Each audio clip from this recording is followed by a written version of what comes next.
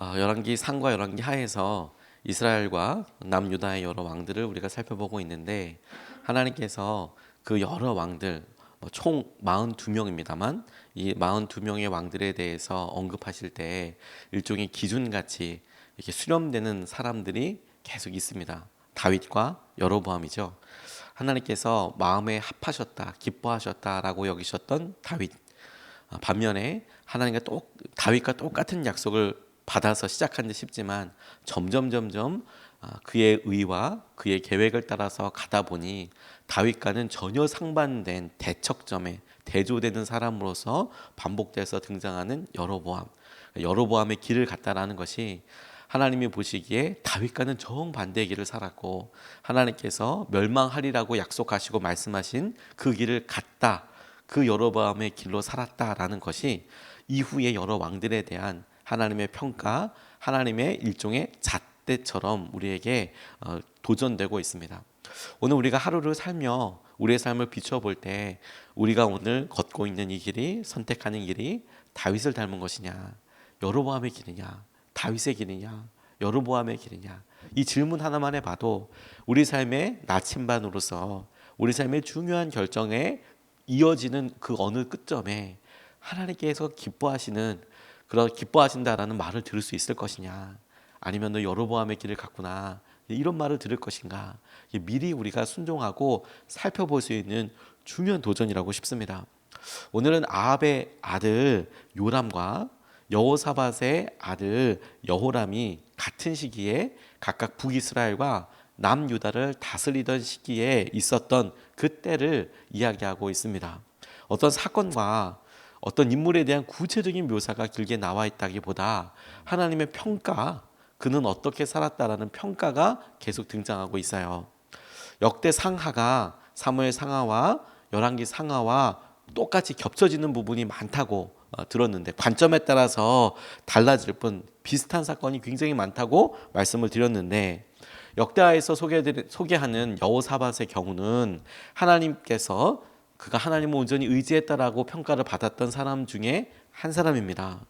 그런데 더 그랬어도 안타까운 것 같아요.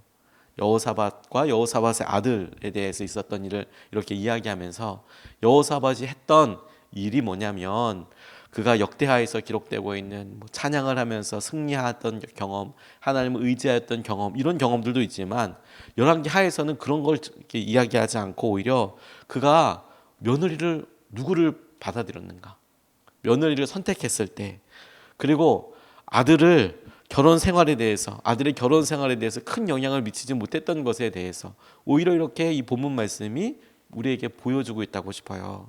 짧지만 이 본문 말씀을 통해서 첫 번째로 우리가 같이 질문하고 생각하고 기도하고 싶은 것은, 배우자를 위한 기도가 간절하다라는 생각을 하게 됐습니다. 우리가 우리 배우자를 위해서 기도해야겠구나. 18절 말씀을 보면 이렇게 이야기하고 있습니다. 그는 아합의 딸을 아내로 맞아들였기 때문에 아합 가문이 한 대로 이스라엘 왕들이 간 길을 갔다. 이와 같이 하여 그는 주님 보시기에 악한 일을 하였다라고 여호람에 대해서, 여기 그는이라고 나와 있는 이 그는 여호람, 여호사밧의 아들을 이야기합니다. 여호람에 대한 평가가 딱 거의 한 줄이에요. 그는 아합의 딸을 아내로 맞아들였기 때문에 아합의 가문들이 아합이 했던 대로 그 길을 갔다. 그래서 악했다라는 거예요. 주님 보시기에 악한 일을 했다. 그러니까 이 열왕기 하가 보고 있는 관점과 이 여호람에 대한 평가는 뭐냐면, 그의 아내가 어떠했기 때문에 그도 악한 길을 갔다, 이렇게 이야기하고 있는 겁니다. 여호람 삶에 있어서의 어떤 치세에 있어서 그가 자랑할 만한 거리, 그가 그 삶에서 그가 사람들을 만났고 어떤 결정을 했고 어떻게 했고 이런 것에 대해서 소개하지 않고 그의 아내에 대해서 이야기하고 있어요. 오늘 읽은 본문에서는 그 이름이 등장하지는 않지만 이후에 등장하는 여러 사건들 가운데 그녀의 이름이 그 유명한 아달랴라는, 잠시 나라를 통치하기도 했던 아달랴라는 사람이었다라는 것을 알게 됩니다. 아합의 딸이었습니다. 다시 말해서 이세벨의 딸이기도 했었습니다. 그러니까 여호사밧이 그때 당시에 죽지 않았다라고도 이야기하고 있거든요. 여전히 왕일 때. 그런데도 여호람이 다스렸다라는 것은 왕이 그 다음 왕권을 물려주기 전에 같이 우리로 조선시대로 얘기하면 세자가 통치하던 그런 시기가 있었던 것처럼 왕은 죽지 않았는데 여호람이 통치하고 다스리기 시작했을 무렵에 그때부터 영향력을 미쳤다라는 것이죠. 그런데 여호람에게 아버지 여호사밧보다 아내 아달랴가 더 커다란 영향을 줬다라는 거예요. 아합의 딸 아달랴를 며느리로 선택했던 것은 여호사밧이지요. 당시에 여러 국제적인 정세를 봤을 때, 북이스라엘과의 관계를 봤을 때 여호람이 스스로 나 아달랴와 결혼할 거라고 이렇게 하기보다는 여러 평화와 여러 생각을 하다 보니 여호사밧이 아합과 사돈 관계를 맺고, 그리고 여호람과 아달랴를 결혼하기로 각각 결정을 했을 텐데, 그런데 그녀를 아내로 맞았던 여호람은 아내와 함께 아합 가문이 한 대로 이스라엘 왕들이 간 길, 곧 여로보암의 길을 갔다라는 거예요. 그러니까 이것이 너무너무 안타깝고 중요하겠다는 생각을 하게 됐습니다. 아버지 여호사밧이 하나님을 의지하고 살았던 것도 있고, 그리고 그가 몸부림쳤던 여러 일들이 있지만, 여전히 살아있지만, 그런데 그가 아내와 함께 있고, 그리고 그 아내가 살았던 문화와 형편을 따라서 그 길을 가게 되고, 그리고 결국에는 하나님께로부터 죄된 길이다, 멀어지는 길이다, 멸망하는 길이다라는 길을 갖게 됐다는 거예요. 우리가 아내, 그리고 우리가 어떤 배우자의 삶에 대해서 평가하고 이렇게 이야기하는 것이 아닙니다. 이 모습을 보고 우리가 거울 앞에 서듯이 그대로 기도하기를 원해요. 배우자를 위해서 기도하는 것이 너무 중요하구나. 배우자를 위해서 하나님께서 복되게 만나게 하시고 계획도 분명히 있을 터인데, 주님께서 아달랴를 통해서 우리에게 보여주시는 것이 이렇게 사랑의 관계, 그리고 이렇게 아름답고 행복했을 수도 있고, 어떤 평가를 내리던 간에 이 길이 하나님께서 주목하시고 우리의 삶에 무너뜨릴 수 있는 가장 중요한 관계이고, 가장 친밀한 관계이고, 가장 지속적인 관계이기에 이 배우자를 위해서 기도하는 것이 너무 중요한 거구나. 너무 중요한 거구나. 하나님께서 사실 여러 일들과 평가에 있어서 아이고 남편은 남편대로 살고 아내는 아내대로 살고 이런 게 아니라, 우리가 계속해서 기도하고 포기하지 않고 주님께서 허락하신 아내를 위하여, 주님께서 허락하신 남편을 위하여 끊임없이 기도하고 붙잡아야 하는 것이 너무 중요한 거구나. 오늘 여호람을 통해서, 아달랴를 통해서 주님께서 우리에게 거울처럼 보여주시는 타산지석의 교훈이라고 싶어요. 어느 분이 허리가 아픈 아내를 놔두고 도망치는 그런 일을 경험하게 됐답니다. 그러니까 이 여자 아내 집사님께서 남편이 도박을 하게 되고, 그리고 큰 빚을 지게 됐는데, 그러면 책임감 있게 그 일을 갚아가면 참 좋겠는데 잠적해버리는 일을 경험했대요. 너무 배신감 느끼고 어렵고, 초등학생 두 아이만 남았는데 특별히 또 이 아내의 명의까지 도용해서 빚을 막 엄청 남겨놓고 도망가게 된 상황을 마주하게 됐답니다. 하루아침에 신용불량자가 돼버렸어요. 이 남편으로 인하여서. 이 아내분이 이혼하는 것밖에 방법이 없겠다. 그래서 분노하고 막 억울해하는데 그 마음이 짐작이 가시겠죠. 하루아침에 그렇게 사라져 버렸으니까. 그런데 그런 여러 형편과 tak한 사정을 듣고 주위에는 여러 교우분들이 함께 기도하자고, 함께 기도합시다. 그리고 그 말에 살아야겠으니 당장 길이 보이지 않으니 이제 기도하기 시작했다는 거예요. 숨길 것도 없고 가릴 것도 없고, 그래서 이제 기도하기 시작하면서 계속해서 마음에 드는 생각들이, 처음에는 원수 남편 아니면 지금 이렇지도 않을 거고, 이렇게 막막하지도 않을 거고, 이런 어려움도 없을 거고, 이런 생각을 했는데, 그래서 죽어도 남편에게 돈과 시간, 정성을 쏟고 싶지 않은 그런 상황을 자기가 계속 당연하다 생각했는데, 기도하다 보니까 하나님께서 계속 이야기해 주시는 것은 그렇게 생각하고 있는 본인에 대해서 자꾸 거울처럼 보여주시더라는 거죠. 남편이 잘했다 뭐 이런 게 아니라, 그런 모습을 보고 계속 악에 받쳐서 생활하고 있는 자기의 모습. 일견 다른 사람들은 그럴 수도 있지, 집사님, 나 같아도 그럴 것 같아, 이렇게 이해할 만한 상황인데, 하나님은 그걸 놓고 기도하니까 그 마음과 그 생각에 내 마음이 악한 것은, 그것은 합리화될 수 없는 거라는 것을 이렇게 보여주시는 듯 싶었대요.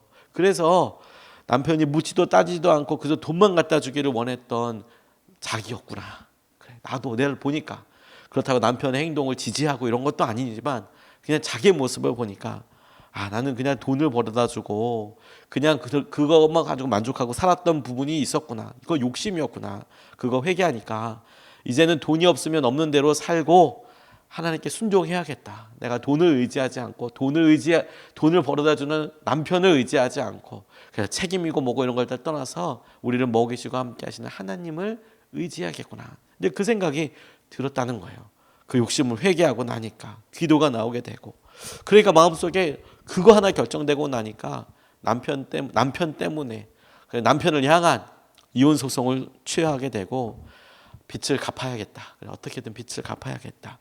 건강을 회복시켜 달라고 기도하게 되고, 그리고 힘들어도 가정을 지키기로 결단하게 됐더니 놀랍게도 그 여러 모습을 보고 동서가 하나님을 믿겠다고 복음을 받아들이고 시댁에서 남편의 빚을 갚아주겠다고 연락이 오고, 그리고 허리 아파서 일도 쉬고 있었던 이 최 집사님은 9개월 만에 다시 간호사로 복직하게 되고, 자신이 겪은 고난을 통해서 오히려 이웃과 친구들에게 하나님께서 하시는 마음 가운데 누리게 되었노라고 이런 간증을 읽은 적이 있어요. 남편이든 아내든 배우자는 하나님께서 우리를 같이 묶어주신 한 짝이에요. 그때 당시에 이렇게 보면서 아내 때문에 그랬어요. 여호람이 아달랴 때문에 그런 거잖아요. 여러분, 거꾸로 아달랴가 여호람 때문에 그런 거잖아요. 배우자 때문에 그런 거잖아요. 그렇게 얘기 못 한다는 거예요. 그렇게 할 수 없다는 거예요. 그러니까 기도해야 된다는 거예요. 그러니까 품고 안고 하나님께서 은혜로 함께 한 몸으로 기도해야 한다는 거예요.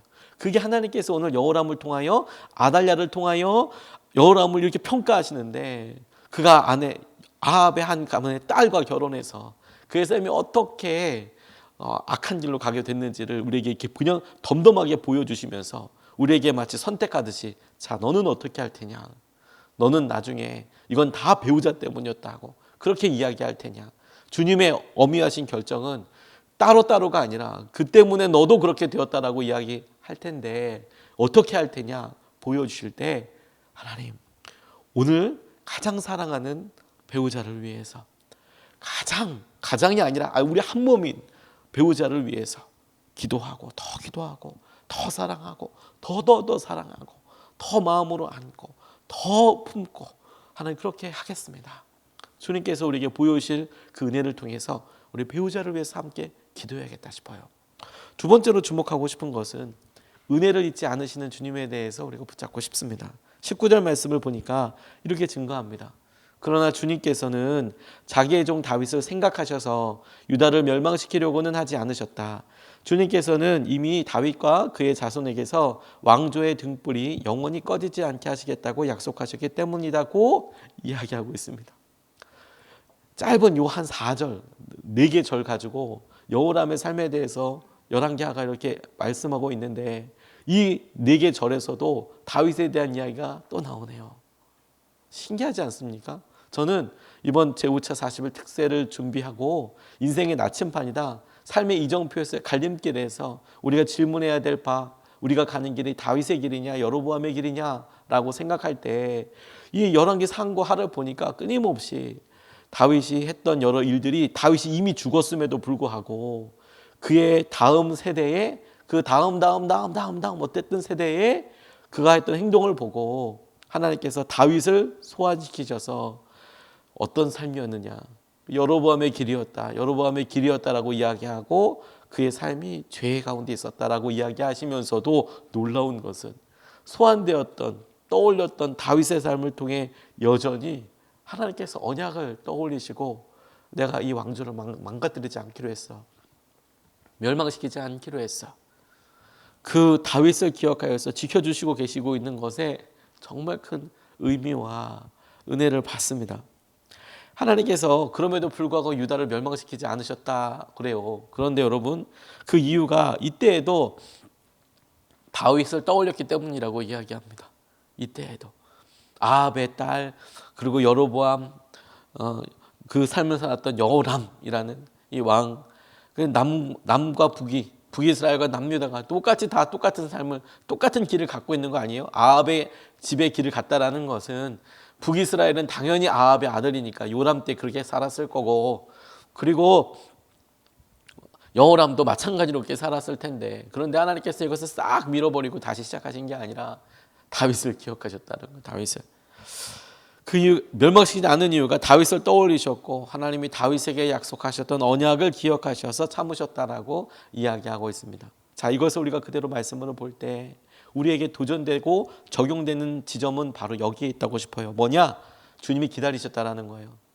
그냥 우리가 주님께서 그를 보시고 그의 후손들을 보시고 멸망시키지 않으셨다, 심판하지 않으셨다, 이게 아니라 주님께서 기다리셨다라는 거예요. 그냥 아무것도 안 하셨다. 하나님께서 그냥 참으셨다가 아니라 주님께서 그를 기다리셨다라는 거예요. 기다리셨다. 이 시대와 이 시기를 기다리셨다. 아니, 이 세대가 넘어서 그 다음 세대를 기다리셨다라는 거예요. 아무 일도 안 하신 게 아니라 기다리셨다라는 거예요. 그냥 우리가 우리 시대를 보고 하나님께서 아무 일도 안 하시네, 죄를 짓고 살고 있는 우리 자신의 모습을 우리가 발견하지도 못하고 아무 일도 없네, 괜찮네, 우리는 그렇게 살아가고 죄된 우리는 그렇게 말하고 돌아다닐 수 있지만 하나님은 아무 일도 안 하신 게 아니라 다윗을 기억하셔서 기다리신 거라는 거예요. 기다리고 계신다는 거. 주님이 기다리시는 것이 우리가 선하기 때문도 아니고 하나님께서 기억하고 계시고 그리고 돌이키기 위한 기회를 주고 계신다라는 점을 주목하고 싶어요. 주님께서 왜 자꾸 다윗의 혈통에서 난 이런 여러 왕들 이렇게 써놓고서 다윗의 길을 갔다 여로보암의 길을 갔다 얘기하면서 악한 왕들에 대해서 다윗을 기억하셨다, 다윗을 기억하셨다. 지금 제가 몇 번째, 그리고 앞으로도 몇 번이나 계속 반복해서 보게 될 이야기거든요. 왜 주님께서 왜 지금 계속 다윗을 기억하셔서 언약을 기억하셔서 멸망시키지 않는 것이냐? 본문에 그냥 멸망시키지 않았다라고 나와 있지만 그건 멸망시키지 않은 것이 아니라 하나님께서 기다리고 계신 것이죠. 분명한 목적이 있는 거예요.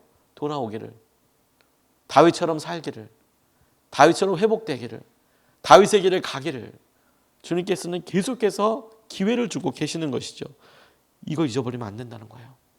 주님은 은혜를 잊지 않으세요. 그러면 은혜를 잊지 않으시는 하나님 앞에 우리는 마음대로 살아도 된다는 게 아니라 은혜를 잊지 않은 하나님께서 주고 계신 기회를 붙잡아야 한다는 거예요. 오늘도 붙잡아야 한다는 거예요. 오늘도. 주님의 부르심에는 후회하심이 없습니다. 주님의 부르심에는 돌이키시는 것도 없고 후회하심도 없어요. 이것은 우리가 잘하고 있기 때문이 아닙니다. 우리가 뭘 잘하고 능력 있기 때문도 아닙니다. 주님의 신실하심 때문이에요. 주님이 당신께서 하신 말씀을 믿으신 주님께서 지키고 계시기 때문에 그래요. 언약을 기억하셨기에 우리가 돌이키고 우리가 바뀌기를 원하십니다. 우리가 하나님 앞으로 나아오기를 원하세요. 그래서 고난들과 아픔들을 사용하시기도 합니다. 왜냐하면 그런 고난들과 아픔들이 우리의 진짜 모습인 우리 자신과 직면하게 하거든요. 우리가 어떤 사람인지, 우리가 어떻게 살고 있는지, 다른 사람들이 우리를 어떻게 평가하고 있는지를 여실히 보고 있죠. 그게 상당히 쉽지 않고 제일 고난의 어려운 길이지요. 그런데도 주님께서 그런 일을 하게 하시고 보게 하시는 것을 통해서 은혜를 잊지 아니하시는 주님을 계속 의지하도록 하시는 거예요. 주님이 우리를 세우시고 부르셨지. 주님이 우리 삶에서 이런 몸부림과 아픔을 통하여서 조금이라도 움직이면 그러면 주님께서 그것을 통하여 당신의 놀라운 열매를 이루시겠네. 주님께서 하시겠네. 주님께서 붙잡아 주시겠네. 진주 조개의 고통과 아픔으로 인하여서 그 모래가 들어와서 불편하고 아프기도 하고 생살이 찢어지는 듯한 느낌이 들어서 계속 몸부림치면서 계속 움직이면서 나오는 반응의 결과물이라는 것을 다 알고 있습니다. 진주라는 보석이 될 때까지 끊임없이 진주 조개의 고통을 수반해서 전제로 해서 만들어진다는 것을 잘 알고 있죠. 고난이 없으면, 모래가 없으면 진주도 만들어지지 않는 것이죠. 우리 삶에도 똑같습니다. 주님께서 우리에게 끊임없이 우리 자신을 보여주시고 이끌어주세요. 그리고 그렇게 될 때 우리 삶에 열매가 맺어가죠. 근데 우리는 그것을 잘 몰라요. 오히려 평안하고 오히려 아무 자격도 없는 것을 선호할 수도 있습니다. 그런데 여러분, 우리의 고통과 혹은 우리의 평안함과 이게 중심이 아니고 은혜를 잊지 않으시는 주님이 우리에게 계속 지키고 계시고 보호하고 계시고 기회를 주고 계시고 인도하고 계신다는 그 점이 중요하다는 거예요. 오늘 여호람을 통해서 하나님께서 주시는 교훈이라고 싶어요. 주님 은혜를 잊지 않으신다.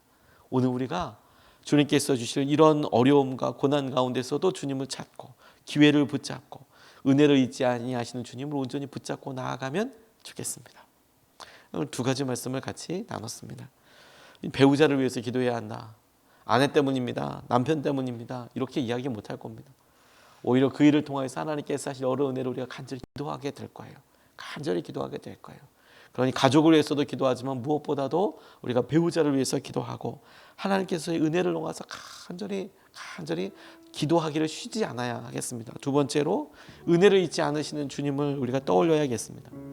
하나님께서 다윗을 기억하셔서 멸망시키지 않으셨다라는 것을 통해서 다윗은 어떤가, 다윗의 삶은 무엇인가를 질문하는 것에서 그치지 않고 주님께서 지금 참고 계시는구나. 다윗 때문에 은혜를 잊지 않고 계시는구나. 왜? 기회를 주고 계시니까 돌이키라고, 주님을 붙잡으라고. 오늘 우리가 그 주님을 붙잡으면 좋겠습니다. 두 번 나눠서 기도하겠습니다. 첫 번째로 기도하고 싶은 것은 주님, 배우자를, 우리 가족을 은혜 가운데 보호하시고 주님과의 깊은 교제 가운데 거하게 해달라고 기도하고 싶어요. 우리 배우자를 주님, 오랫동안 기도했지만 바뀌지 않습니다. 돌아올 것 같지 않습니다. 이렇게 포기하지 않고 주님, 그럼에도 불구하고 주님께서 한 몸으로 만나게 하신, 살게 하신 우리 배우자를 축복합니다. 하나님, 저의 삶과 하나님, 저의 마음과 심령 가운데 함께 해주시고 또 우리 가족을 주님께서 은혜로 덮어서 보호하여 주시고 주님과의 깊은 교제 가운데 거하게 하여 주십시오. 우리가 첫 번째로 같이 함께 기도하시겠습니다.